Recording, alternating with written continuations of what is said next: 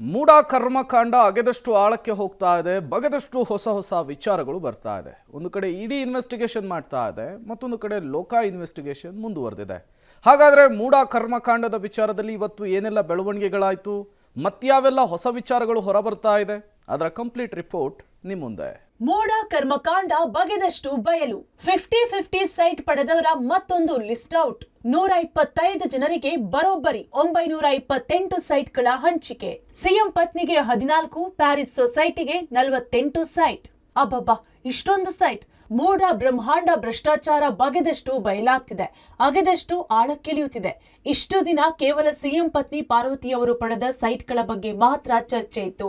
ಈಗ ಬೇರೆಯವರು 50-50 ಅನುಪಾತದಲ್ಲಿ ಎಷ್ಟು ಸೈಟ್ ಪಡೆದಿದ್ದಾರೆ ಎಂಬ ಅಂಕಿ ಅಂಶಗಳು ಬಹಿರಂಗವಾಗ್ತಿವೆ.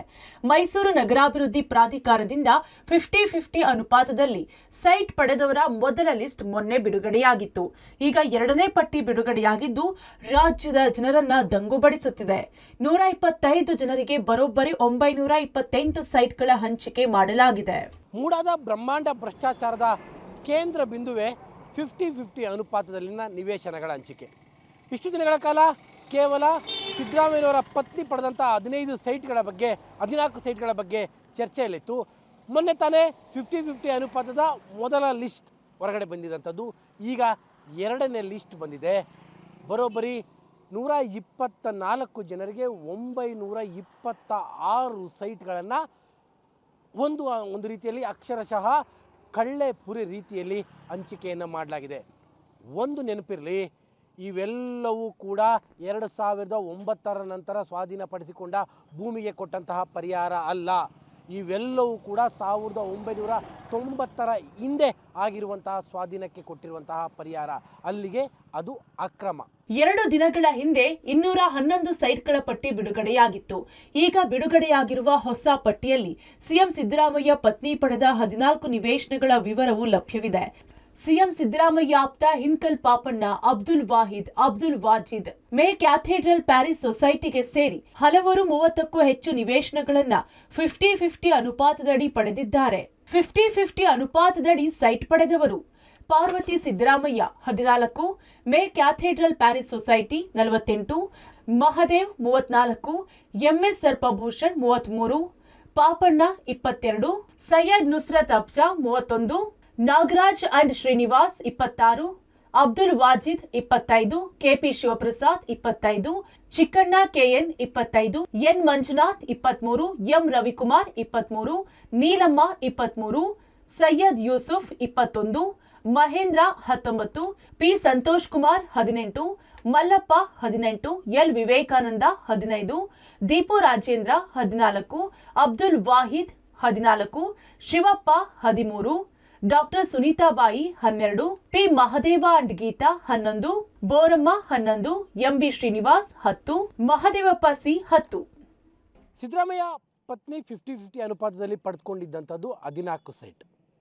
ಆದರೆ ಈಗ ಇರುವಂತಹ ಈ ಲಿಸ್ಟನ್ನು ಗಮನಿಸ್ತಾ ಇದ್ದರೆ ಬಹುತೇಕರು 14 ಸೈಟ್ಗಳನ್ನು ಮೀರಿದಂಥವರೇ ಇದ್ದಾರೆ. ಅಂದರೆ ಒಬ್ಬರಿಗೆ 20, ಒಬ್ಬರಿಗೆ 30, ಒಬ್ಬರಿಗೆ 35. ಫಸ್ಟ್ ಲಿಸ್ಟಲ್ಲೂ ಕೂಡ ಅದೇ ರೀತಿಯಾಗಿ ಬಹುತೇಕರ ಸೈಟ್ಗಳು 25ರ ಸಂಖ್ಯೆಯನ್ನು ದಾಟ್ತಾ ಇತ್ತು. ಇರುವಂತಹ 126 ಜನರಲ್ಲಿ ಹೆಚ್ಚು ಕಡಿಮೆ 80 ಜನಕ್ಕೆ 30ಕ್ಕಿಂತಲೂ ಕೂಡ ಅಧಿಕ ಸೈಟ್ಗಳನ್ನು ನೀಡಲಾಗಿದೆ. ಅಲ್ಲಿಗೆ ಸಿದ್ದರಾಮಯ್ಯನವರ ಪತ್ನಿಗೆ ಕೊಟ್ಟಂಥ 14 ಸೈಟ್ಗಳನ್ನೇ ಗುರಾಣಿಯಾಗಿ ಇಟ್ಕೊಂಡು ಉಳಿದಂಥವರ ಎಲ್ಲರಿಗೂ ಕೂಡ ಈ ಸೈಟ್ಗಳನ್ನು ಒಂದು ರೀತಿಯಾಗಿ ಕಾನೂನು ಇಲ್ಲದೇ ಇದ್ದರೂ ಕೂಡ, ಕಾನೂನಲ್ಲಿ ಅವಕಾಶವೇ ಇಲ್ಲದೇ ಇದ್ದರೂ ಕೂಡ ಅವರೆಲ್ಲರಿಗೂ ಕೂಡ ವಿತರಣೆ ಮಾಡಿರುವಂಥದ್ದು ಗೊತ್ತಾಗ್ತಾ ಇದೆ. ಈ ಪಟ್ಟಿ ಬಿಡುಗಡೆ ಬೆನ್ನಲ್ಲೇ ಮೂಢ ಹಗರಣದ ತನಿಖೆಗೆ ರಚನೆಯಾಗಿರುವ ನಿವೃತ್ತಿ ನ್ಯಾಯಮೂರ್ತಿ ಪಿಎನ್ ದೇಸಾಯಿ ಅವರ ತನಿಖಾ ತಂಡ ಮೈಸೂರು ನಗರಾಭಿವೃದ್ಧಿ ಪ್ರಾಧಿಕಾರಕ್ಕೆ ಭೇಟಿ ಕೊಟ್ಟಿದೆ. ತನಿಖೆ ವಹಿಸಿಕೊಂಡ ನಂತರ ಮೊದಲ ಬಾರಿಗೆ ಮೂಢ ಕಚೇರಿಗೆ ಎಂಟ್ರಿಯಾಗಿ ಕೆಲವು ಕಡತಗಳ ವಿಚಾರದಲ್ಲಿ ಸ್ಪಷ್ಟೀಕರಣ ಮತ್ತು ಕಡತಗಳ ಮಿಸ್ಸಿಂಗ್ ವಿಚಾರದಲ್ಲಿ ಅಧಿಕಾರಿಗಳ ವಿಚಾರಣೆ ನಡೆಸಿದೆ. 50-50 ಅನುಪಾತದ ಒಟ್ಟು 2 ಪಟ್ಟಿ ಬಿಡುಗಡೆ ಆಗಿರುವಂತಹ ಬೆನ್ನಲ್ಲೇ ಅದರ ಜೊತೆಗೆ ಶ್ರೀವತ್ಸ ಅವರು ಕೆಲವೊಂದಿಷ್ಟು ಡಾಕ್ಯುಮೆಂಟ್ಸ್ಗಳು ಮೂಢದಲ್ಲಿ ಸುಟ್ಟು ಹಾಕಲಾಗಿದೆ, ನಾಪತ್ತೆ ಆಗಿದ್ದಾವೆ ಅಂತ ಅಧಿಕಾರಿಗಳು ಒಪ್ಕೊಂಡಿದ್ದಾರೆ ಅಂತ ಹೇಳಿಕೆ ಕೊಟ್ಟಂತಹ ಬೆನ್ನಲ್ಲೇ ಈಗ ಇಡೀ ಪ್ರಕರಣದ ಬಗ್ಗೆ ತನಿಖೆಯನ್ನು ಮಾಡ್ತಾ ಇರುವಂತಹ ದೇಸಾಯಿ ಅವರ ಆಯೋಗ ಇವತ್ತು ಪ್ರಾಧಿಕಾರಕ್ಕೆ ಬಂದು ಕೆಲವೊಂದಿಷ್ಟು ಮಹತ್ತರವಾದಂತಹ ದಾಖಲೆಗಳಿಗೆ ಸ್ಪಷ್ಟೀಕರಣಗಳನ್ನು ಕೇಳ್ಕೊಂಡಿರುವಂಥದ್ದು ಮತ್ತು ಯಾವ ದಾಖಲೆಗಳು ಯಾವ ಕಾರಣಕ್ಕೋಸ್ಕರವಾಗಿ ಮಿಸ್ ಆಗಿದೆ ಅನ್ನುವಂಥದ್ರ ಬಗ್ಗೆಯೂ ಕೂಡ ಒಂದಿಷ್ಟು ವಿಚಾರಣೆಯನ್ನು ಕೂಡ ನಡೆಸಿದೆ.